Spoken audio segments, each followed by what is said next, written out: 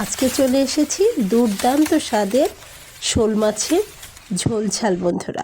তো এই রান্নাটা করার জন্য লাগবে অনেকটা পেঁয়াজ। আমি এখানে প্রায় 1 পোয়ারও বেশি পেঁয়াজ নিয়ে নিয়েছি।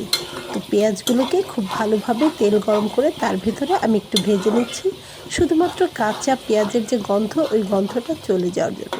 কোনো ক্রমেই কিন্তু এটা ব্রাউন কালার করে নেওয়া যাবে না। তারপরে আমি এখানে একে একে আদা বাটা, জিরা বাটা, রসুন বাটা দিয়ে খুব ভালোভাবে কষিয়ে নিচ্ছি। সঙ্গে আমি দিয়ে নিয়েছি লাল মরিচের গুঁড়া।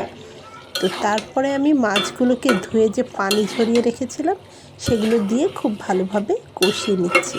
যেহেতু একটু ঝাল ঝোল হবে, সেজন্য কিন্তু খুব বেশি এখানে আমি মশলাটা কষিয়ে নিইনি, কাঁচা মাছটা দিয়ে কষিয়ে নেব। যারা শোল মাছ প্রেমী রয়েছে তাদের জন্য কিন্তু আজকের রেসিপিটা একদম ফাটাফাটি, কারণ এর ভেতরে পড়ে যাবে ধনিয়া পাতা, টমেটো, কাঁচামরিচ। তো এই যে প্রথমে আমি কাঁচামরিচ ফালি করে নেওয়া আর টমেটোগুলোকে একটু কেটে কেটে দেওয়া, এগুলো দিয়ে নিচ্ছি এর ভেতরে। এটা দিয়েও একটু কষিয়ে নেব, একটু পাতলা ঝোল যেহেতু রাখবো।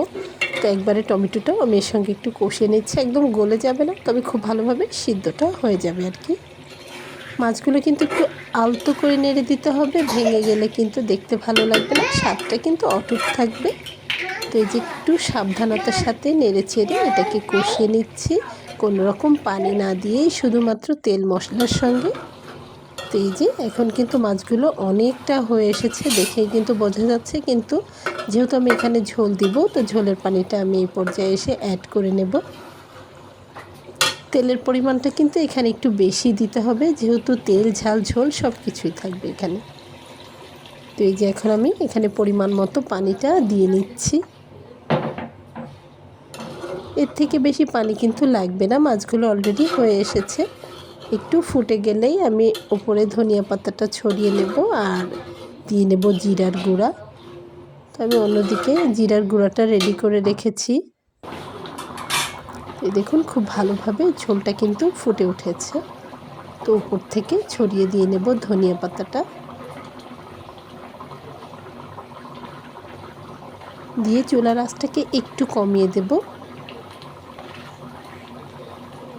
লবণটা অবশ্যই চেখে দেখতে হবে।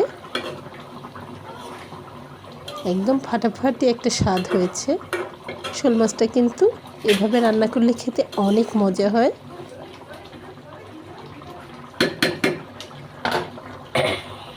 তো নামিয়ে নেওয়ার অনেক আগেই আমি এখানে দিয়ে নিচ্ছি জিরার গুঁড়াটা। জিরাটাকে ভেজে তারপরে গুঁড়ো করে নিয়ে নিয়েছি, সেটা 1 চা চামচ পরিমাণ আমি এখানে দিয়ে নেব উপর থেকে ছড়িয়ে।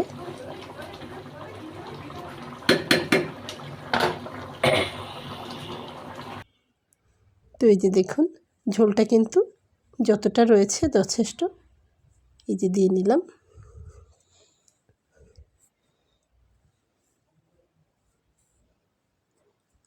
ছোটদের জন্য এই মাছটা খাওয়া একটু সমস্যা হয়ে যায়, কারণ এর ভেতরে কিন্তু কাঁটা থাকে।